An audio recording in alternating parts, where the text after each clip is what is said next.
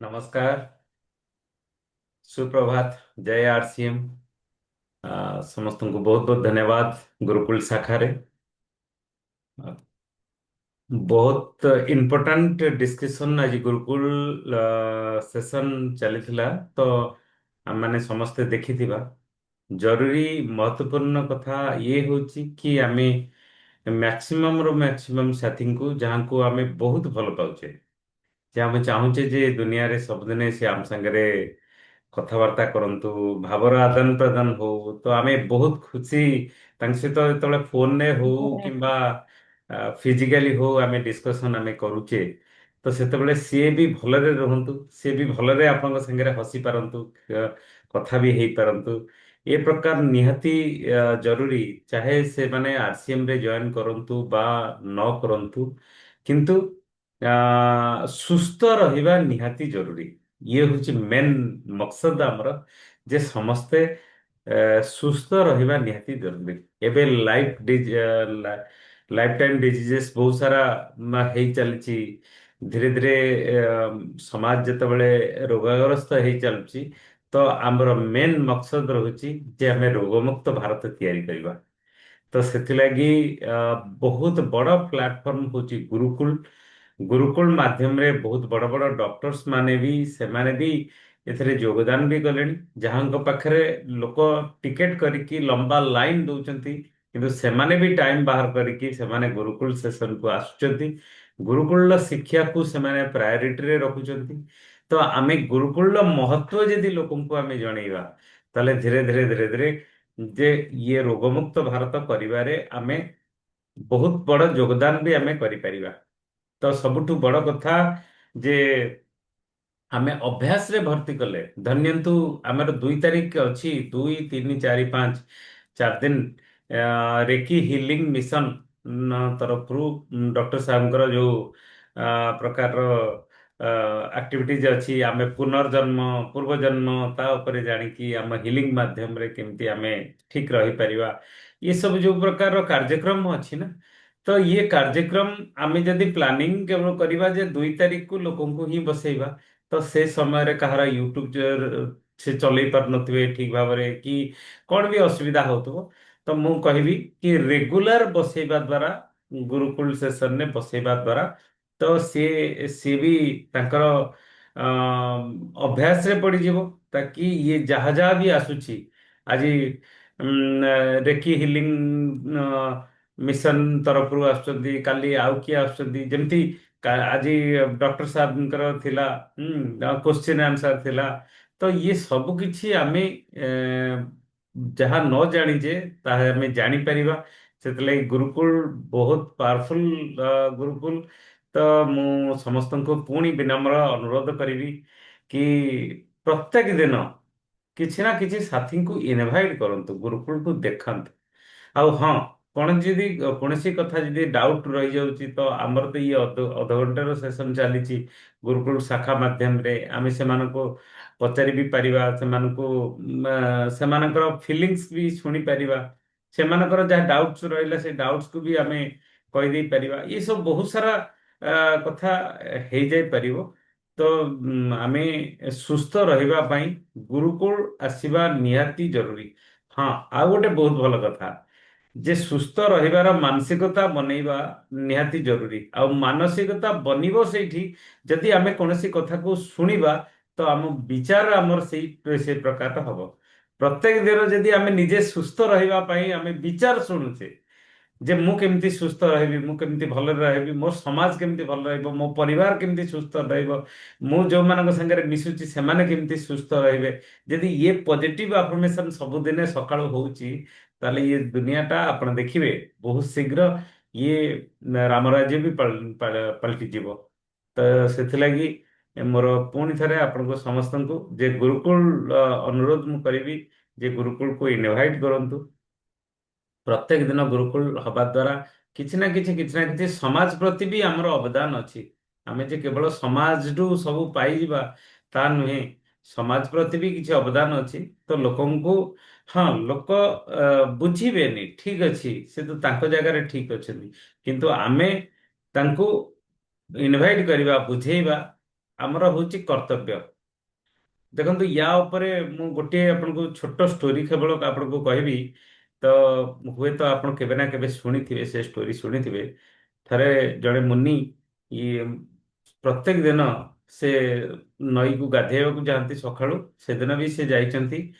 ଯେ ସେ ଗାଧେଇ ସାରିବା ପରେ ଯେତେବେଳେ ଆଞ୍ଜୁଳିରେ ସୂର୍ଯ୍ୟଙ୍କୁ ପାଣି ଦଉଥାନ୍ତି, ସେତେବେଳେ ଗୋଟେ ବିଛା ଭାସି ଯାଉଥାଏ। ତ ସେ ତାଙ୍କ ଆଞ୍ଜୁଳିରେ ଆସିଯାଏ। ତ ଆଞ୍ଜୁଳିରେ ଯେତେବେଳେ ଆସିଯାଏ ସେ ପୁଣି କାମୁଡ଼ି ଦିଏ। ତାକୁ ସେ ପାଣିରୁ ସେ ଫୋପାଡ଼ି ଦିଅନ୍ତି। ପୁଣି ଯେତେବେଳେ ଆଞ୍ଜୁଳି ନିଅନ୍ତି ପୁଣି ସେ ଆସେ। ତ ଇଏ ପ୍ରକାରର ଗୋଟେ ଲୋକ, ସେ ପାଖରେ ଗାଧଉଥିବା ଗୋଟେ ଲୋକ, ତ ସିଏ ଦେଖୁଥିଲା ଯେ ସବୁବେଳେ ସେ ଚେଷ୍ଟା କରୁଛନ୍ତି ଯେ ସେ ଆଞ୍ଜୁଳିରୁ ନେଇକି ବିଛାକୁ ବଞ୍ଚେଇବା ପାଇଁ। ବିଛା ପୁଣି କାମୁଡୁଛି, ପୁଣି ବଞ୍ଚେଇବା ପାଇଁ ପୁଣି ପୁଣି କାମୁଡୁଛି। ଇଏ ବାରମ୍ବାର ବାରମ୍ବାର ଏଇ କଥା ହଉଛି। ସେ ମୁନିକୁ ପଚାରିଲେ କି ଆପଣ ଇଏ ଆପଣଙ୍କୁ କାଟୁନି ସେ ଯେତେବେଳେ କାମୁଡ଼ି ଦଉଛି? କହିଲେ କି ଦେଖନ୍ତୁ, ବିଛାର ଧର୍ମ ସିଏ କରୁଛି। ବିଛାର ଧର୍ମ ହଉଛି ସେ କାମୁଡିବା। ମୋର ଧର୍ମ ହଉଛି ତାକୁ ବଞ୍ଚେଇବା। ମୁଁ ଯଦି ମୋ କାମ ମୋ ଧର୍ମଟା ମୁଁ ନ କରିବି, ତାହେଲେ ମୁଁ ମାନେ ମୋ ଜୀବନଟା ସାର୍ଥକ ହବନି। ଦେଖନ୍ତୁ, ଆମେ ଯଦି କିଛି ଗୋଟେ ଭଲ କଥା ଜାଣୁଛେ, ଗୁରୁକୁଳ ଆସିବା ଦ୍ୱାରା ଆମେ ନିରୋଗୀ ରହିପାରିବା। ଆମର ବିଚାର ପରିବର୍ତ୍ତନ ହେଇପାରିବ। ଆମେ ସୁସ୍ଥ ରହିପାରିବା ଯଦି ଏ କଥା ଆମେ ଜାଣିଛେ। ସାମ୍ନା ବାଲା ଲୋକ ଜାଣୁନି, ଠିକ ଅଛି, ଆମେ ତାଙ୍କୁ ଜଣେଇବା, ବାରମ୍ବାର କହିବା ଗୁରୁକୁଳକୁ ଆସ, ଗୁରୁକୁଳ ଦେଖ, ଗୁରୁକୁଳରେ ଆଜି ଏଇ କଥା ଡିସ୍କସନ ହେଲା। ତ ଏ ବିଷୟରେ କହିଲେ ହିଁ ଆମେ ଜୀବନରେ ବହୁତ କିଛି ବଢି ପାରିବା। ନା ଯେ କେବଳ ଆମେ ପଇସା ରୋଜଗାର କରିବା ଏସବୁରେ। ଏ ଚିନ୍ତାଧାରା ତ ଆରସିଏମ ରେ ନାହିଁ।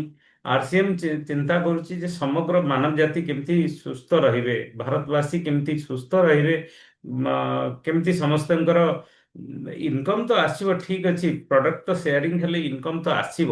ଇନକମ ଆସିବା ବଡ କଥା ବି ନୁହେଁ। ଯେକୌଣସି ଜାଗାରେ ବି ପ୍ରଡକ୍ଟ ବିକ୍ରି ହେଲେ ତ ପଇସା ତ ଘରକୁ ଆସିବ। ଏଟା କୌଣସି ଅଦ୍ଭୁତ କଥା ନୁହେଁ।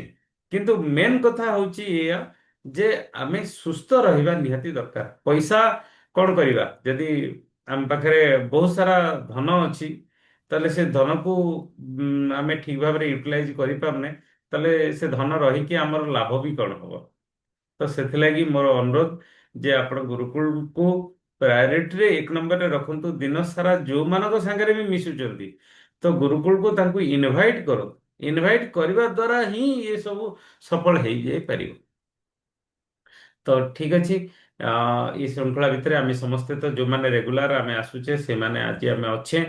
ତ ଆମେ ସବୁଠୁ ପ୍ରଥମେ ଆମେ ସାରଙ୍କଠୁ ଆଜି ଶୁଣିବା, ଆଉ ତା ସହିତ ସମସ୍ତଙ୍କର ମତାମତ ଆମେ ନେବା। Sir, welcome sir. ଚାଲ ସାର୍। थैंक यू शतपति बाबू। समस्त नमस्कार, गुड मॉर्निंग, जय आरसीएम। नमस्कार। आज गुरुकुल आपण मैंने सब देखी। आज बहुत क्वेश्चन आंसर सेशन चलता। डॉक्टर आसते बहुत समस्या विषय सब कहले, बहुत भल भल कथा माने समस्ते देखा उचित। ताले निजर अनेक समस्या तार समाधान मिल जाव। मनीषा मैडम बहुत भल भल सब क्वेश्चन उत्तर देइछंती। तो आपण माने देखंतु एवं आपणकर समस्त को से वीडियो पठांतु, तांको फोन करंतु। सब करने द्वारा से उपकृत हेबे, से उपकृत हेबे जो भली भाव आज आलोचना हेछि। तो हमर उद्देश्य होछि, देखंतु उद्देश्य कौन हमर ये जो गुरुकुल उद्देश्य कौन, हमर आरसीएम अभियान उद्देश्य कौन, ये आज जो हमर होछि आज के 3-4 मास धरिकी शतपति बाबू बहुत चेष्टा चलई आपण मानक एकत्रित करी गुरुकुल शाखा आपण बार बार अनुरोध करुँच, जोटा कि आपणकर कर्तव्य, किंतु से विनम्रतार सहित आपन को जो अनुरोध करुँच, मत प्रकृत माने बहुत दुख लगुच आपण मैंने मन कथा बुझी पारु ना। तेणु निजे अटेंड करवा एवं निजर टीम रो लोकन को बार बार कही से आपन जदि से 2-4 जन 5 जन सब कहते से आसुनथे, ताले से अटकी जीवे। जो कहती फटा रेकर्ड गोटे जगह लगी से जगह फटा रेकर्ड भाई 2-4 जन को खाली कहते से ये गेम ऑफ नंबर्स कही चलतु। बहुत लोक कही चलतु जमी से गुरुकुल शाखा अटेंड करेंगे। गुरुकुल शाखा अटेंड करें ସେମାନେ ସାରାଂଶ ମଧ୍ୟ ଜାଣିପାରିବେ ଯଦି ଗୁରୁକୁଳ ଆଟେଣ୍ଡ କରୁନାହାନ୍ତି। ଏଇଟା ତ ମୂଳରୁ ଆମେ କହୁଛୁ, ଯଦି ଗୁରୁକୁଳରେ ଆଟେଣ୍ଡ କରିବା ସମ୍ଭବ ହେଇପାରୁନି, ଗୁରୁକୁଳ ଶାଖାରେ ମଧ୍ୟ ଆଟେଣ୍ଡ କରନ୍ତୁ। ସେଠି ତ କିଛିଟା ସେ ବିଷୟରେ ଆଲୋଚନା କରାଯାଉଛି, ତାପରେ ଭିଡ଼ିଓ ଦେଖିବେ। ତ ଏଇଭଳି ଭାବରେ ଯଦି ଆମେ କରିବା, ଆପଣମାନେ ଯଦି ସବୁ ବୁଝିବା ସୁଝିବା, ସମସ୍ତେ ଆପଣମାନେ ସମସ୍ତେ ବସିଛନ୍ତି, ସମସ୍ତେ ବୁଝିବା ସୁଝିବା, ସମସ୍ତଙ୍କର କିଛି ଚେଷ୍ଟା ଆପଣମାନେ ହୁଏତ କରୁଥିବେ, କିନ୍ତୁ ଏ ତଥାପି ବାର ବାର ଆଲୋଚନା ହେଇଛି ଯେ ହୁଏତ ଆପଣ ଯୋଉ ୱେରେ ଲୋକଙ୍କୁ ଆପ୍ରୋଚ୍ କରୁଛନ୍ତି, ଯୋଉ ୱେରେ ଲୋକଙ୍କୁ କହୁଛନ୍ତି ଗୁରୁକୁଳ ବିଷୟରେ କି ଗୁରୁକୁଳ ଶାଖା ବିଷୟରେ, ହୁଏତ ସେ ପ୍ରକାର ଆପ୍ରୋଚରେ ତାଙ୍କ ଉପରେ ପ୍ରଭାବ ପଡୁନି। ତେଣୁ ଆଉ କୋଉ ଉପାୟରେ କରିଲେ ହେଇପାରିବ, ଏକଥା ମଧ୍ୟ ବାର ବାର କୁହାଯାଉଛି। ଆପଣମାନେ ଏଇ ଲୋକଙ୍କୁ କେମିତି କଣ କହିଲେ, ମୁଁ ସେମିତି କି 50 ଲୋକଙ୍କୁ ଯଦି କହୁଥିବେ, ତାହେଲେ 5-10 ଜଣ ଲୋକ ନିଶ୍ଚୟ ଆପଣଙ୍କ କଥା ଶୁଣିବେ। ଏମିତି ଯଦି ଆମେ ଯଦି ଆମ କଥା କେହି ନ ଶୁଣିବେ, ଆମ ତାହେଲେ ଆମେ କେମିତି ଭାବରେ ଆମର ଲକ୍ଷ୍ୟ, ଆମର ଉଦ୍ଦେଶ୍ୟ ପୂରଣ କରିବା? ଇଏ ଗୁରୁକୁଳର ଉଦ୍ଦେଶ୍ୟ କଣ? ଇଏ ଶାଖାର ଉଦ୍ଦେଶ୍ୟ କଣ? RCM ଅଭିଯାନର ଉଦ୍ଦେଶ୍ୟ କଣ? ଯେ ସାରା ଭାରତରେ ସମସ୍ତଙ୍କ ପାଖରେ ମେସେଜ ପହଞ୍ଚୁ, ଏଇ ତ ଉଦ୍ଦେଶ୍ୟ ନା। ଇଏ ଆମ ଭିତରେ ଯଦି ରହିଯିବ, ତାହେଲେ ଲାଭଟା କଣ ହବ? ପିସିଜିଙ୍କର ଏତେ ଭଲ ଭଲ ସବୁ ପ୍ରଚେଷ୍ଟାରେ, ତାଙ୍କର ଏତେ ଭଲ ଭଲ ସବୁ ବ୍ୟବସ୍ଥା କରୁଛନ୍ତି। ଗୁରୁକୁଳରେ ଦେଖନ୍ତୁ, ଡକ୍ଟର ମାନଙ୍କୁ ଆଣିକିରି ସବୁ ବିଷୟରେ ଆଲୋଚନା କରୁଛନ୍ତି, ଯାହାଦ୍ୱାରା କି ସମସ୍ତଙ୍କୁ ଉପକାର ହବ। କାରଣ ସେଇ ଲୋକଙ୍କ ପାଇଁ କି ଇଏ ସମସ୍ତେ ତାଙ୍କର ଜାଣନ୍ତୁ, ସମସ୍ତେ ଗୁରୁକୁଳରେ ଆସନ୍ତୁ, ତାଙ୍କର ସମସ୍ତଙ୍କୁ ଜଣାନ୍ତୁ। ସେଇ ପ୍ରକାର ଶାଖାରେ ଯୋଉମାନେ ସବୁ କରୁଛନ୍ତି ଚାରିଆଡେ ସାରା ଭାରତରେ, ଏମିତି ଶାଖା ସବୁ ବି ଅନେକ ଲିଡର କରୁଛନ୍ତି, ସେଠି ମଧ୍ୟ ସେଇଟା ବହୁତ ପ୍ରଚାର ହଉଛି। ଦେଖନ୍ତୁ, ଆମର ରଞ୍ଜିତ କୁମାରଙ୍କର ହଉଛି ଗୁରୁକୁଳରେ, ତାଙ୍କର ପ୍ରାୟ 150-200 ଲୋକ ବସୁଛନ୍ତି। ଆଉ ଅବଶ୍ୟ ତାଙ୍କର ହେଇଗଲାଣି ବର୍ଷେ, 1.5 ବର୍ଷ 2 ବର୍ଷ ହେଇଗଲାଣି। ତ ଆମର ବି ଯେମିତି ବଢିବା ଦରକାର, ସେଥିପାଇଁ ଆପଣମାନେ ଟିକେ ସଚେତନ ହୁଅନ୍ତୁ, ଚେଷ୍ଟା କରନ୍ତୁ। ଆଉ ଶତପଥୀ ବାବୁଙ୍କର ଏତେ ବିନମ୍ରତାର ସହିତ ଆପଣମାନଙ୍କୁ ରିକ୍ୱେଷ୍ଟ କରୁଛନ୍ତି, ସେଇଟା ଅନୁଭବ ବି କରନ୍ତୁ। ଠିକ ଅଛି, ଯାହା ଆପଣମାନଙ୍କର ମାନେ ଚିନ୍ତା, ଆମେ ତ ଆଉ ବାଧ୍ୟ କରିବୁନି ଯେ ଏଟା କରିବା ଉଚିତ ନ କରିବା ଉଚିତ, ସେଇଟା ସବୁ ଆପଣମାନଙ୍କ ଉପରେ ନିର୍ଭର କରେ। ଯଦି 5-10ଟା ଲୋକଙ୍କୁ ଆମେ ବସି ଆଣି ଡାକି ନ ପାରିବା, ଆମେ ବୃଦ୍ଧି କରିବା କେମିତି? ଏକଥା ଟିକେ ଚିନ୍ତା କରନ୍ତୁ। ଦିନ ସାରା ଆଜିର ଭିଡିଓକୁ ସମସ୍ତଙ୍କୁ ପଠାନ୍ତୁ, ଫୋନରେ କଥାବାର୍ତ୍ତା ହୁଅନ୍ତୁ। କଥା କହିବାର କଥା କହିବାର, ବୁଝେଇବାର, ଏଇ ଯୋଉ ସବୁ ସିଷ୍ଟମ ବହୁତ ଶିଖିବାର ଅଛି, ଆଉ ଅଭ୍ୟାସ କରିବାର ଅଛି। ଆପଣମାନେ ସମସ୍ତେ ଅଭ୍ୟସ୍ତ, ତେଣୁ ସେଇ ପ୍ରକାର ଭାବରେ ଲୋକଙ୍କୁ ଆପ୍ରୋଚ କରନ୍ତୁ, ଯାହାଦ୍ୱାରା କି ଲୋକେ ଆପଣଙ୍କ କଥା ଶୁଣିବେ। ଥ୍ୟାଙ୍କ ୟୁ, ବହୁତ ବହୁତ ଧନ୍ୟବାଦ। ଓଭର ଟୁ ଶତପଥୀ ବାବୁ। ଆଜ୍ଞା ସାର୍, ବହୁତ ବଢିଆ କଥା। ମୁଁ ସେଇ କଥା ସାର୍ କହୁଛି, ଯେବେ ଯେବେ ଆମେ ନୂଆ ନୂଆ କରିକି RCM ଷ୍ଟାର୍ଟ କରୁଥିଲୁ, ଆଉ ସେଇ ସମୟର କଥା ମୁଁ ଆପଣଙ୍କୁ କହୁଥିଲି ଯେ ଆ, ଆମେ ଲୋକଙ୍କୁ ପ୍ଲାନ୍ ଦେଖେଇବୁ, ଲୋକ ବୁଝିବେନି। ଯାହାକୁ ଯାହାକୁ ବାରମ୍ବାର କହିବୁ, ସେ ଲୋକ ମନା କରିବ, ଆଭଏଡ୍ କରିବ, କମେଣ୍ଟ ବି କରିବ। ଏ ପ୍ରକାରର କାର୍ଯ୍ୟକ୍ରମ ବି ହୁଏ। ଥର ମନ ଭିତରେ ଆମେ ଗୋଟେ ଗ୍ରୁପ ବସିଥିଲୁ, ଆମ ଯୋଉମାନେ ଜଏନିଂ କରିଥିଲୁ ନୂଆ ନୂଆ, ସେଇ ସମୟର କଥା କହୁଛି, ମୋର ଅନୁଭୂତି ଯେ ଆମେ ଗୋଟେ ଚିନ୍ତା କଲୁ ଯେ କଣ କରିବା, ୟାର ସମାଧାନ କଣ? ସବୁ ସମସ୍ୟାର ତ ସମାଧାନ ଅଛି, ୟାର ସମସ୍ୟା କଣ, ସମାଧାନ କଣ? ତ ଚିନ୍ତା କଲୁ ଯେ ଆମେ ନିଜର କାର୍ଯ୍ୟଶୈଳୀକୁ ତର୍ଜମା କରିବା, ଯେ କୋଉଠି ଆମର ଭୁଲ ରହିଯାଉଛି। ଯଦି ଆମେ 2004 ମସିହାରେ ଜଏନ୍ କଲୁ ଲାଷ୍ଟ ବେଳକୁ, ତ 2005 ମସିହା, ଯଦି RCM 2000 ମସିହାରେ ଆରମ୍ଭ ହେଲା, ଆଉ 2005 ମସିହା ହେଲାଣି, 5 ବର୍ଷ ଅଲରେଡି ହେଇଗଲାଣି ସେଇ ସମୟ ବେଳକୁ। ତ ଯଦି କାହାର ଯିଏ ବି ଆମ ଭଳି ଯାହାକୁ ଯିଏ ଆମେ କହୁଛେ ତାର କିଛି ହଉନଥିବ, ମାନେ ଲୋକ କେହି ଆସୁନଥିବେ, ଲୋକ କେହି ଯୋଡି ହଉନଥିବେ, ଲୋକ କେହି ଶୁଣୁନଥିବେ, ସେତେବେଳେ ତ କପଡା କିଣିକି ଲୋକ ଜଏନିଂ କରିଥିଲେ, ଯଦି ହଉନଥିବେ, ତାହେଲେ ଇଏ 5 ବର୍ଷ ଧରିକି ଏ ସଂସ୍ଥା ଚାଲିଛି କେମିତି? ତାହେଲେ ତ ଇଏ ଚାଲିବା କଥା ନୁହେଁ, ଇଏ ତ ବନ୍ଦ ହବା କଥା। କିନ୍ତୁ ଇଏ କପଡାରୁ ତ ଆରମ୍ଭ ହେଇ ହେଇ ହେଇ ଏତେ ଗୁଡେ ପ୍ରଡକ୍ଟ ହେଲାଣି। ତା ମାନେ ଭୁଲ କୋଉଠି ରହୁଛି? ଏଠି କମ୍ପାନୀର ଭୁଲ ରହୁନି, ଇଏ ଭୁଲ ରହୁଛି ଆମ ଭିତରେ। ତ ସଂସ୍ଥାର କିଛି ଭୁଲ ନାହିଁ, ଆମର ଭୁଲ। ଆମ ଭୁଲଟା କଣ ରହୁଛି? ଯଦି ଆମେ ନିଜେ ତର୍ଜମା କରିବା, ରାତିରେ ଶୋଇକି ଚିନ୍ତା କରିବା, ମୁଁ ଏ ଲୋକକୁ ଏ ପ୍ରକାରର ଆଜି ପ୍ଲାନ୍ ଦେଖେଇଲି ବା ଏ ପ୍ରକାରର କଥା କହିଲି, ସେ ଲୋକ ହେଲାନି, ଠିକ ଅଛି, ତାହେଲେ ତାକୁ ଆଉ ଟିକେ ମଡିଫାଇ କରିକି ଏଇଆ କହିଦେଲେ ସେଇଟା ହେଇଥାନ୍ତା। ତ ତା ପରଦିନ ପୁଣି ସେମିତି ସେ ପୁଣି ତାକୁ ଟିକେ ମଡିଫାଇ କରିକି କୁହାହବାକୁ ଚେଷ୍ଟା କରାଗଲା। ଆଉ କୁହାହେଲା ବେଳେ ବି ଟିକେ ଟିକେ ଭୁଲ ବି ହେଇଗଲା। ତ ଭୁଲ ହେଇକି ପୁଣି ସେ ଭୁଲକୁ ଠିକ କରିବାକୁ ରେକ୍ଟିଫାଏ କରିବାକୁ ଚେଷ୍ଟା କରାଗଲା। ଇଏ ଧୀରେ ଧୀରେ ଧୀରେ ଧୀରେ କହିକି ଆଜି ଦିନରେ ବି ମୁଁ ବି କହୁଛି କୌଣସି ଜିନିଷ ପରଫେକ୍ଟ ମୋର ବି ହଉନି, କିନ୍ତୁ ମୋର ବି ଭୁଲ ହଉଛି। କିନ୍ତୁ ମୁଁ ରାତିରେ ଶୋଇକି ଚିନ୍ତା କରେ ଯେ ଏଠି ଏଟା ନ କରିକି ସେଟା ସେଇଆ କରିଥିଲେ ବହୁତ ଭଲ ହେଇଥାନ୍ତା, ଏଇ ଜାଗାରେ ଏଇ କଥା ନ କହିକି ଏଟା କହିଥିଲେ। ତ ନିଜକୁ ନିଜେ ପରିବର୍ତ୍ତନ କରିବା ପାଇଁ ଯଦି ଚେଷ୍ଟା କରିବା ତାହେଲେ ଆମେ ପରିବର୍ତ୍ତନ ହେଇପାରିବା। କିନ୍ତୁ ଯଦି ଆମେ ଚିନ୍ତା ଚିନ୍ତା ସେଇଠି କରିବା ଯେ ଇଏ ଦୁନିଆ ହଉନି, ମାନେ ମୁଁ ତ ମୋର ବେଷ୍ଟ ଏଫର୍ଟସ ଲଗେଇଛି, ମୁଁ ଆଇ ଏମ୍ ଦ ବେଷ୍ଟ, ମାନେ ମୁଁ ସବୁଠୁ ଭଲ, କିନ୍ତୁ ଏ ଦୁନିଆ ହଉନି, ଯଦି ସେଇଟା କରିବା ତାହେଲେ ଆମେ ଜୀବନରେ ହାରିଯିବା। ତ ଜୀବନରେ ହାରିବା ପାଇଁ ଆମେ ଜନ୍ମ ହେଇନେ, ଆମେ ଜିତିବା ପାଇଁ ଜନ୍ମ ହେଇଛେ। ଆମେ କିଛି କରିକି ଦେଖେଇବା। ତ ଯାହା ହଉ, ବହୁତ ବଢିଆ କଥା। କିନ୍ତୁ ମୁଁ ଆସୁଛି, ମୁଁ ଭାବୁଛି ଯେ ଇଏ ଯୋଉ ପ୍ରକାର ଯୋଉ ସିଷ୍ଟମ ଚାଲିଛି, ଏଇ ଯୋଉ ପ୍ରକାରର ଡେଭଲପମେଣ୍ଟ ଚାଲିଛି, ଯେ ଲୋକଙ୍କର ମାନସିକତାଠୁ ନେଇକି, ଲୋକଙ୍କର ହେଲ୍ଥକୁ ନେଇକି, ଲୋକଙ୍କର ସ୍ୱାବଲମ୍ବୀ ନେଇକି, ମହିଳା ମାନଙ୍କର ସଶକ୍ତିକରଣକୁ ନେଇକି ଯୋଉ ପ୍ରକାରର ଅଭିଯାନ ଚାଲିଛି ବର୍ତ୍ତମାନ ପୁରା ଭାରତ ବର୍ଷ, ସମ୍ପୂର୍ଣ୍ଣ ଭାରତ ବର୍ଷରେ, ଆମେ ସମସ୍ତେ ତାକୁ ଗୋଟେ ଗୋଟେ ନା, ତା ଦେହରେ ହିସାବ ବନେଇବା ନିହାତି ଦରକାର। ଆଉ ଆଗାମୀ ପିଢି ବି ୟାକୁ ବି ଦେଖିବ, ସେମାନେ ବି ଗର୍ବ କରିବେ।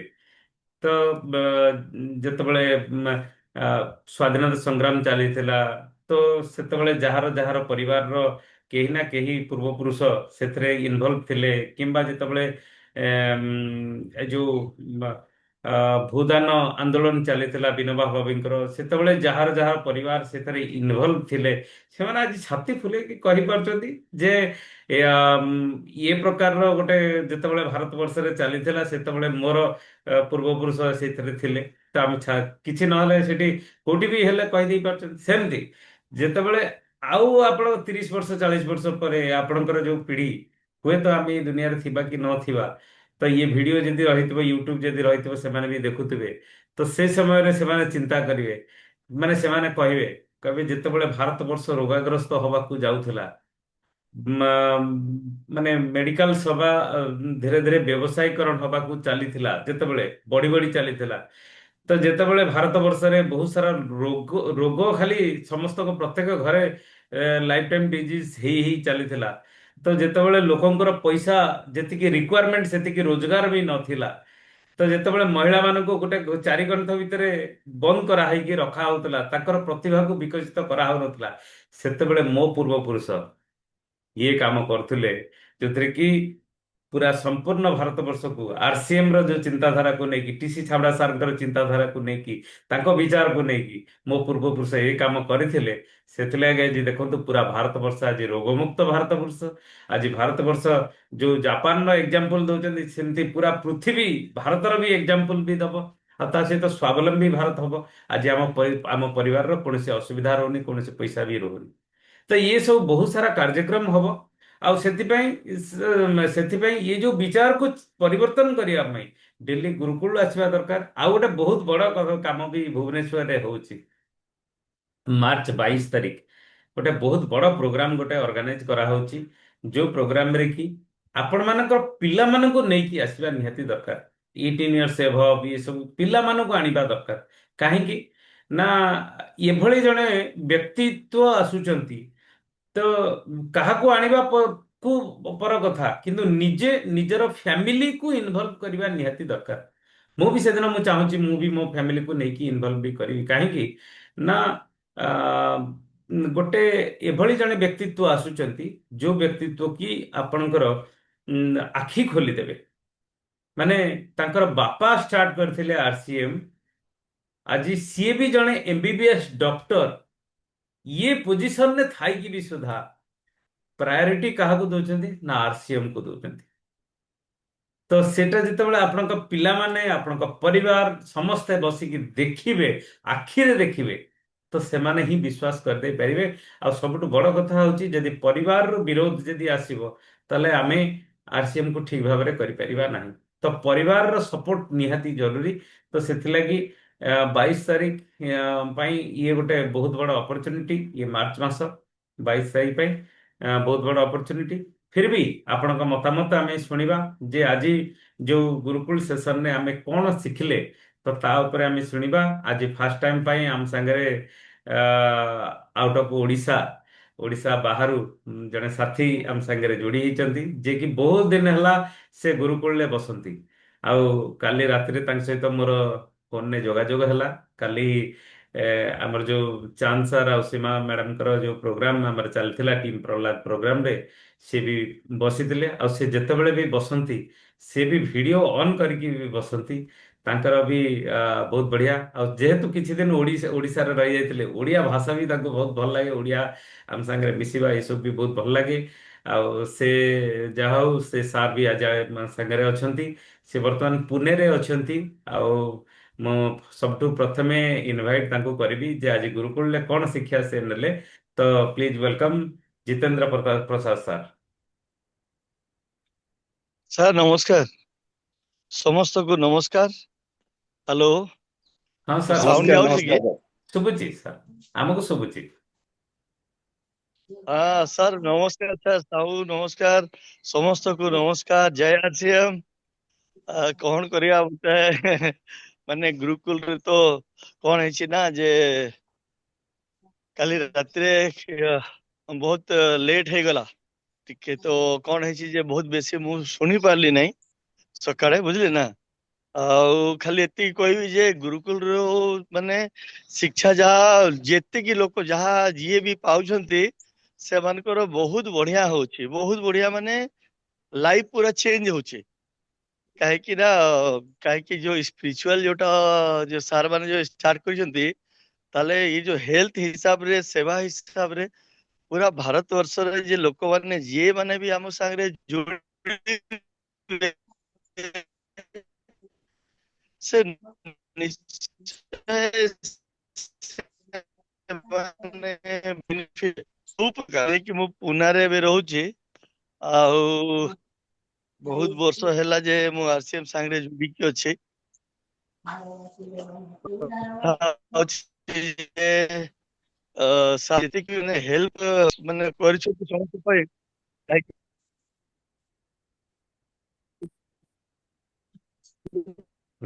ପ୍ରସାଦ ଜି, ଆପଣଙ୍କ ନେଟୱାର୍କର କିଛି ଚ୍ୟାଲେଞ୍ଜେସ୍ ରହୁଛି ଯୋଉଥିରେ କି ଆପଣଙ୍କ କଥା ଠିକ ଭାବରେ ଶୁଭୁନି। ବହୁତ ମାନେ ବହୁତ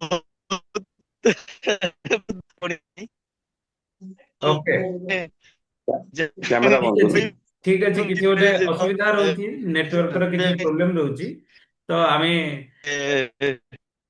କାଲି ଆପଣଙ୍କଠୁ ଶୁଣିବା।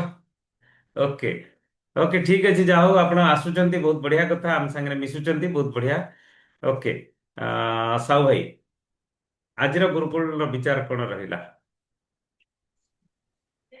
ଆଜିର ଗୁରୁକୁଳରେ ତ ଆମେ ଆଗରୁ ସବୁ ଶୁଣିଛେ, ତଥାପି ଯୋଉ ଡକ୍ଟର କହିଲେ, ମନୀଷା ମ୍ୟାଡାମ ଆଉ ଡକ୍ଟର କହିଲେ, ଆମେ ସବୁ ରୋଗର ନିରାକରଣ କରିବା ପାଇଁ ଆମ ପାଖରେ ସିଡ୍ସ ଫର୍ମୁଲା ଆମ ପାଖରେ ଅଛି। ତାକୁ କାର୍ଯ୍ୟରେ ପରିଣତ କରିବା ଆମର ହଉଛି ମୁଖ୍ୟ କାମ। ଏକ୍ସରସାଇଜ ସିଡ୍ସ ସବୁ ଯାକ ଫର୍ମୁଲାକୁ ଆମେ ଯଦି ଆପଣେଇବା, ଶୋଇବା ଠିକ ଠିକ ସମୟରେ ଶୋଇବା, ଠିକ ଡାଏଟ ଖାଇବା, ଆଉ ଏକ୍ସରସାଇଜ ଭାବନାତ୍ମକ ସ୍ୱାସ୍ଥ୍ୟକୁ ଦୃଷ୍ଟିରେ ଦେବା, ଆଉ ଏକ୍ସରସାଇଜ କରିବା, ଏଇ ଯୋଉ ପାଞ୍ଚଟି ଫର୍ମୁଲାକୁ ଆମେ ଯଦି ଆପଣେଇବା, ଆଉ ମଧ୍ୟ ଆପଣା ଯାଉଛି, ଟିମରେ ଲୋକଙ୍କୁ କୁହାଯାଉଛି, ଏବଂ ଗୁରୁକୁଳ ଆସିବା ପାଇଁ ମଧ୍ୟ କୁହାଯାଉଛି। କିନ୍ତୁ ଯାହା ବି ହଉ, ବହୁତ ସଂଖ୍ୟାରେ ଆସିପାରୁନାହାନ୍ତି। ଜିତେନ୍ଦ୍ର ସାର୍ଙ୍କୁ ମୁଁ ମଧ୍ୟ 4 ଦିନ ତଳକୁ କହୁଥିଲି, କିନ୍ତୁ ସେ ଆସିପାରୁନଥିଲେ। ଯାହା ହଉ ଆପଣଙ୍କ କହିବା ଅନୁସାରେ ସେ ଆଜି ଆସିଛନ୍ତି, ବହୁତ ଭଲ ଲାଗିଲା। ତାଙ୍କର ଖାଲି ନେଟ୍ କଟି ଯାଉଛି, କିନ୍ତୁ ବହୁତ ଲୋକଙ୍କୁ କହିବା କେମିତି ସେମାନେ ଆସିବେ, କ'ଣ ପ୍ଲାନ୍ କରିବା ଦରକାର, କେମିତି କହିବା ଦରକାର। ସତ୍ୟଜିତ ଯେମିତି କହିଲେ, ଚାନ୍ଦ ସାର୍ ଯେମିତି କହିଲେ, ସେମିତି ଆମେ କେମିତି କୋଉ ବାଟେ କଥା କହିଲେ ସେମାନେ ଗୁରୁକୁଳକୁ ଆସିବେ ଏବଂ ଗୁରୁକୁଳ ଆଟେଣ୍ଡ କରି ଆଉ ନିଜକୁ ସୁସ୍ଥ ରଖିପାରିବେ, ସେ ଉଦ୍ୟମ ବି ଜାରି ରହିଛି। ଓଭର ଟୁ ସତ୍ୟଜିତ ବାବୁ। ଓକେ, ବହୁତ ବଢିଆ। ଆ, ନମିତା ମ୍ୟାଡ଼ାମ, ଆଜ୍ଞା।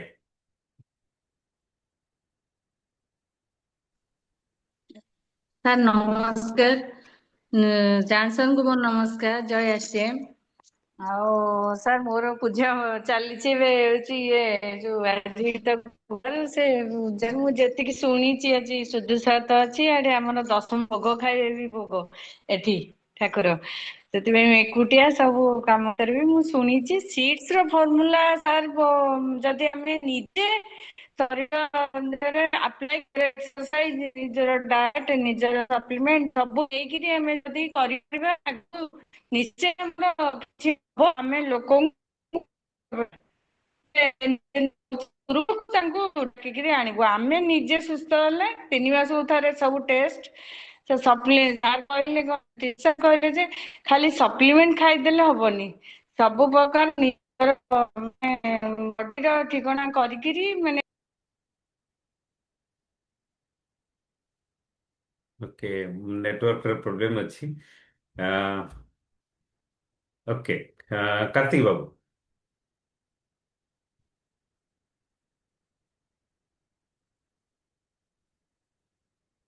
କାର୍ତ୍ତିକ ବାବୁ ଅନମ୍ୟୁଟ୍ କରନ୍ତୁ। ସାର୍ ନମସ୍କାର, ଜୟ ଶ୍ରୀ ରାମ। ସାର୍ ମୁଁ ତ ଆଜି ଟିକେ ଗୁରୁକୁଳ ଦେଖିପାରିନି, ରେକର୍ଡିଂ ରେ ଦେଖିଦେବି। ଚାଲିଛି ବିଜନେସ ହବ ସାର୍, ଆଉ ଏଇଆ ହଉଛି କଥା। ନାଇଁ, ଜୟ ଶ୍ରୀ ରାମ। ଗୁରୁକୁଳକୁ ଇନଭାଇଟ୍ କରିବା ନିହାତି ଜରୁରୀ। ହଁ, ଓକେ ଆଜ୍ଞା ଆଜ୍ଞା ସାର୍। ଓକେ, ମନୋଜ ବାବୁ।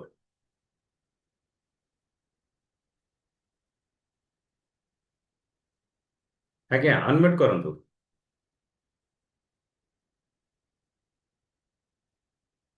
ନର୍ମଦା ମ୍ୟାଡ଼ାମ।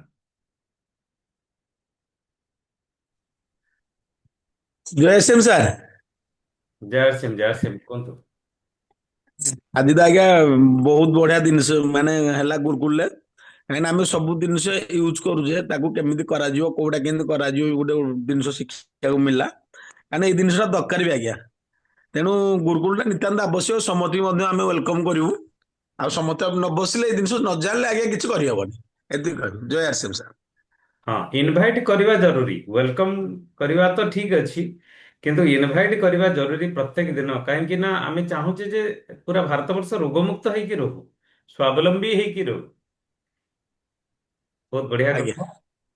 ପ୍ରବୀଣା ମ୍ୟାଡ଼ାମ।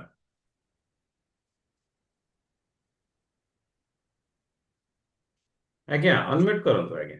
ହଁ, ସାର୍ ନମସ୍କାର, ଚାନ୍ଦ ସାର୍ଙ୍କୁ ବି ନମସ୍କାର। ସାର୍ ଆଜି ସବୁ ଯାହା ତ କହିଲେ, ଆଉ ମାନେ ଆଉ କିଛି ମାନେ ମାନେ ହେଲ୍ଥ ବିଷୟରେ ମା ଆଉ ସାର୍ ଯାହା କହିଲେ ବହୁତ ଭଲ କହିଲେ, କିନ୍ତୁ ପ୍ରଥମେ ସାର୍ ଆମ ସିଡ୍ସ ର ବହୁତ ଅଭାବ। ସିଡ୍ସ ଟା ଯଦି ଆମେ ଆଗକିରି ଉପଣେଇବା, ତେଣୁ ଆମର ଅଧା ରୋଗ ମୁକ୍ତ ହେଇଯିବ। ଫାଷ୍ଟ ସାର୍ ସ୍ଲିପ ଟା ଏତେ କମ ଆମ ଲୋକଙ୍କ ଭିତରେ, ଆଉ ଯୋଉଟା କି ଆମର ଫାଷ୍ଟ ର ବେମାରୀର ଫାଷ୍ଟ ଲକ୍ଷଣ। ସ୍ଲିପ ଟା ଆମେ ଜମା 8 ଘଣ୍ଟା ନିଦରେ, ଡିପ୍ ନିଦରେ ଆମେ ଶୋଇପାରୁନୁ। କଣ ପ୍ରୋବ୍ଲେମ ହଉଛି ମୁଁ ବି ନିଜେ ଚିନ୍ତା କରୁଛି। ଏବେ ବି ଆଗ ଅପେକ୍ଷା ମୋର ବି ନିଦ କମିଗଲାଣି। ଏତେ କାହିଁ ନିଦ କାହିଁ ହଉନି, କଣ ପାଇଁ ଅସୁବିଧା ହଉଛି? ଭଗବାନ କୃପାରେ ଭଲ ଅଛି, କିନ୍ତୁ ସାର୍ ବହୁତ କିଛି ଶିଖିବାକୁ ପଡିଲା। ମୁଁ ଆଜି ଆଉ 2 ଜଣ ସାଙ୍ଗଙ୍କୁ ବି କହିଛି, ମୁଁ ଏଇଟା ପଠେଇବି ସାର୍ ତାଙ୍କ ପାଖକୁ, ଆଉ 2 ଜଣଙ୍କ ପାଖକୁ ପଠେଇବି ଆଜି ଏଇଟାରୁ। ହଁ ଥ୍ୟାଙ୍କ ୟୁ ମ୍ୟାଡ଼ାମ, ସାର୍। ଆମେ ପଠେଇବା, ପଠେଇକି ତାଙ୍କୁ ବି କହିବା ଯେ ଦେଖିବା ପାଇଁ କହିବା, କାରଣ ହ୍ୱାଟ୍ସଆପ ରେ ବହୁତ ହଁ, ସାରା ତାଙ୍କୁ ଏମିତି ଦେଖିବା ମେସେଜ ପାଇଁ ଆସୁଛି। ପଠେଇବି। ହଁ, ଆଉ ତମର ତା ସେ ଯୋଉ ଛଡା ଇଏ ପ୍ରତ୍ୟେକ କହୁଛ, ଦିନ ତମେ ଯଦି ଗୁରୁକୁଳରେ ଆସିବା ପାଇଁ ବସିକି କହିବା, ଦେଖ। ସକାଳୁ ସକାଳୁ ଯଦି ଆମ ବିଚାର ଠିକ ରହିବ, ଭାବନାତ୍ମକ ସ୍ୱାସ୍ଥ୍ୟ ଯଦି ଆମର ଠିକ ରହିବ, ତାହେଲେ ଆମେ ସୁସ୍ଥ ରହିପାରିବା। ଏଟା ବି ଇନଫରମେସନ ଥ୍ୟାଙ୍କ ୟୁ ଦବା ସାର୍। ଦରକାର। ହଁ, ନର୍ମଦା ମ୍ୟାଡ଼ାମ। ଥ୍ୟାଙ୍କ ଆଜ୍ଞା ୟୁ ସାର୍। ଆଜ୍ଞା, କୁହନ୍ତୁ ନର୍ମଦା ମ୍ୟାଡ଼ାମ। ସାର୍ ନମସ୍କାର, ଚାନ୍ଦ ସାର୍ଙ୍କୁ ବି ନମସ୍କାର। ସାର୍ ପ୍ରଥମ କଥା ହେଲା ଲୋକଙ୍କୁ ଇନଭାଇଟ୍ କରିବା, ଲୋକଙ୍କ ସାଙ୍ଗରେ ମିଶିବା, ଆଉ ଲୋକଙ୍କର ସେହତ ବିଷୟରେ ପଚାରିକିରି ବୁଝିବା, ସେମାନଙ୍କର କଣ ପ୍ରୋବ୍ଲେମ ରହିଛି ତାକୁ ଜାଣିବା। ସେଥିପାଇଁ ସେମାନଙ୍କୁ ଆଡଭାଇସ୍ କରିବା, ଭଲ ଖାଦ୍ୟ ଖାଇବେ, ଏକ୍ସରସାଇଜ କରିବେ, ଭଲ କରି ସେମାନେ 6-7 ଘଣ୍ଟା 8 ଘଣ୍ଟା ସେମାନେ ଶୋଇବେ। ତାପରେ ବି ସେମାନଙ୍କ ପାଖକୁ ଯାଇ ବୁଝିବା, ଏସବୁ କଲା ପରେ ସେମାନେ କେମିତି ଅଛନ୍ତି, କେମିତି କିପରି ଅଛନ୍ତି, ସେ ବିଷୟରେ ବି ବୁଝିବା। ଯଦି ବା କିଛି ଅଭାବ ରହୁଛି ତାକୁ ବି ଆମେ ପୂରଣ କରିବା ପାଇଁ କି ଚେଷ୍ଟା କରିବା ଏବଂ ତାଙ୍କୁ ଆଡଭାଇସ୍ ଦବା। ମୁଁ ଭାବୁଛି ଏତିକି କଲେ ମଧ୍ୟ ସେହତ କେଲିଏ ସେଇଟା ଭଲ ହବ। ଏତିକି ସାର୍ କହିବି।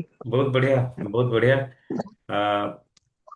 ମିନତି ମ୍ୟାଡ଼ାମ, ଆଜ୍ଞା ଅନମ୍ୟୁଟ୍ କରନ୍ତୁ।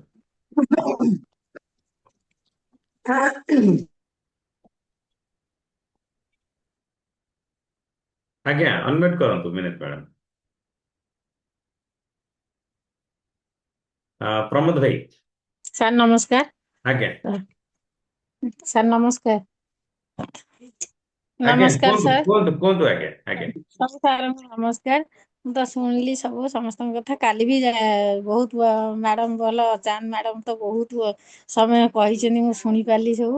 କିନ୍ତୁ ପ୍ରକୃତରେ ଆମେ ତାଙ୍କ ଭଳିଆ ହେଇପାରିବୁ କି ନାହିଁ ଆଶା ତ ରଖିନୁ। କିନ୍ତୁ କେଜାଣି ଭଗବାନଙ୍କ ଇଚ୍ଛା, ହେଇଗଲେ ତ ଭଲ। ଆଉ ଆପଣ ମାନେ ନୂଆ ସାର୍ ଆସିଛନ୍ତି, ନମସ୍କାର ସାହୁ ସାର୍ ଆଉ ଚାନ୍ଦ ସାର୍ଙ୍କୁ ସମସ୍ତଙ୍କୁ ନମସ୍କାର। ଆମେ ଚେଷ୍ଟା କରୁଛୁ। କାଲି 27 ତାରିଖ ଅଛି, ମୁଁ ବହୁତ ଜଣଙ୍କୁ କହିଛି, ସେଇଥିରେ ବ୍ୟସ୍ତ ରହିଛି ତାଙ୍କୁ ନବା ପାଇଁ। ହଁ କହିଛନ୍ତି, ଆଉ କାଲି ଗଲା ପରେ ଜଣା ପଡିବ ଯେ କଣ ହେଲା। ଏ ଯୋଉ କିଟ୍ କିଣିବାକୁ ବି କହିଛି ତାଙ୍କୁ ସବୁ। 1000 ଟଙ୍କାର ଯୋଉ କିଟ୍ କିଣିବା କଥା କହିଛି। ଆଉ ସ୍ୱାସ୍ଥ୍ୟ ତ ଭଲ ରହିବା ଦରକାର।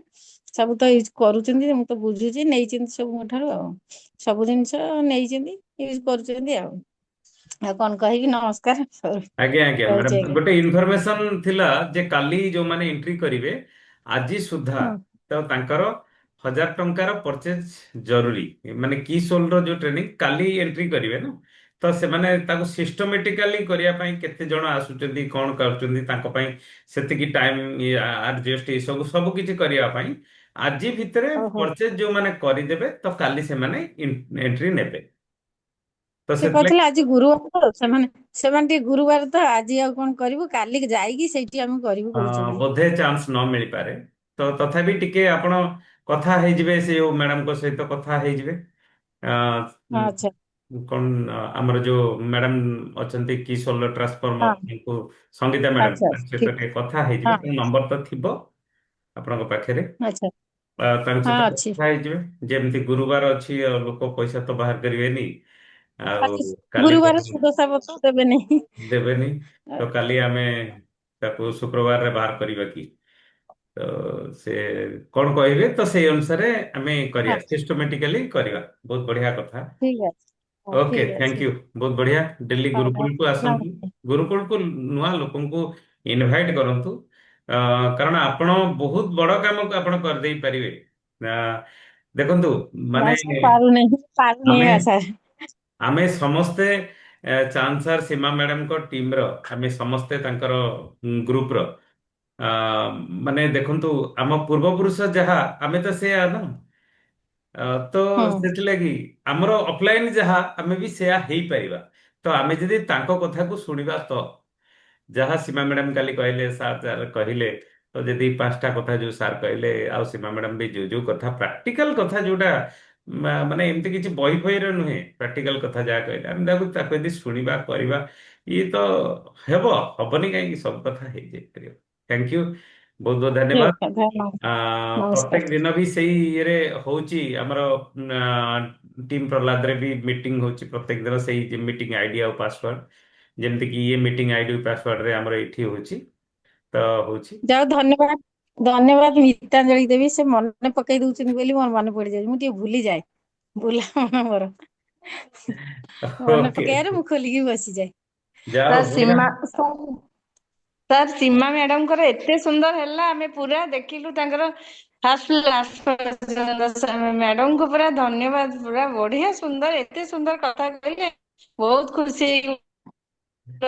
ଦେଖୁଥିଲୁ କେତେ ପର୍ଯ୍ୟନ୍ତ, ଆଉ ବହୁତ ଭଲ ଲାଗିଲା। ତାଙ୍କରି ଗୋଟେ ହବା ଦରକାର, କିନ୍ତୁ ସେଇଭଳିଆ ସୂଚନା ରଖିଲେ ଆଗକୁ ବଢିବ। ନା ଆପଣ ମୁଁ ଟିକେ ହ୍ୟାଣ୍ଡରାଇଜ ବ୍ୟସ୍ତ କରିକି ଭିତରେ କାଲି ସବୁବେଳେ କହିପାରିଥାନ୍ତେ। ବୋଲି। ଓକେ, ଠିକ ଅଛି। ଆଜ୍ଞା ହଁ ହଁ ବହୁତ ଠିକ ବଢିଆ। ହଉ। ପ୍ରମୋଦ ଭାଇ କୁହନ୍ତୁ। କହିବି ଆସିଗଲେଣି କାଲି। ହଁ ଆଜ୍ଞା ପ୍ରମୋଦ ଭାଇ କହୁନ। କୁହନ୍ତୁ। ଅନମ୍ୟୁଟ ଅଛି, କୁହନ୍ତୁ ଆପଣ। ସାର୍ ମୁଁ ହ୍ୟାଣ୍ଡରେସ୍ କରିବି ଟିକେ କି? ଆପଣ କୁହନ୍ତୁ ଟିକେ କୁହନ୍ତୁ। ହ୍ୟାଣ୍ଡରେସ୍। ଆପଣ ନେଟୱାର୍କକୁ ଆସିଲେଣି ଯଦି କୁହନ୍ତୁ ଏଥର। ମୁଁ ସାର୍ କହୁଥିଲି ଯେ ଏଇଠି ଆମର ଯୋଉ ଟିମ୍ ଟା ଅଛି, ଆମର ଯୋଉ ସିନିୟର ଯୋଉ କହୁଥିଲେ ଯେ ଅଛନ୍ତି କହିକି, ତ ଟିକେ ମତେ ତାଙ୍କ ସାଙ୍ଗରେ କଣ୍ଟାକ୍ଟ କରେଇଦେଲେ, ମୁଁ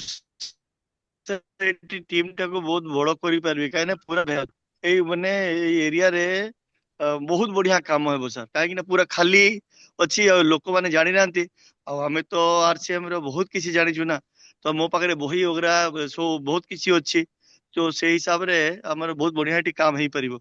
ତ तो प्लीज मते टिके कांटेक्ट रे क्यों क्या है कि ना बहुत प्रकार जिनस एकुटिया करी हेबो नै मु एकुटिया हेले कोन छै ना टिके टीम टा रेडी कर देले मोर सीनियर टिके सहाय्य कर दे मु लोक अरेंज करिया पे असुविधा नै लोक अरेंज हेई परिबो किंतु टिके मते गोटे सीनियर दरकार କିଛି ताले मु ଅସୁବିଧା बहुत ନାହିଁ। बढ़िया करि परिबी ଆରେ ମୋର हां ଅଫଲାଇନ ତ ଆପଣଙ୍କ ପାଖରେ ଅଛନ୍ତି, କିଛି ଅସୁବିଧା ନାହିଁ। सही कथा सही ମୁଁ तांको ଦାଦାଙ୍କ ସହିତ ଆପଣଙ୍କୁ सागरे ଥରେ କଥାବାର୍ତ୍ତା କରେଇ ଦେଇଥିଲି।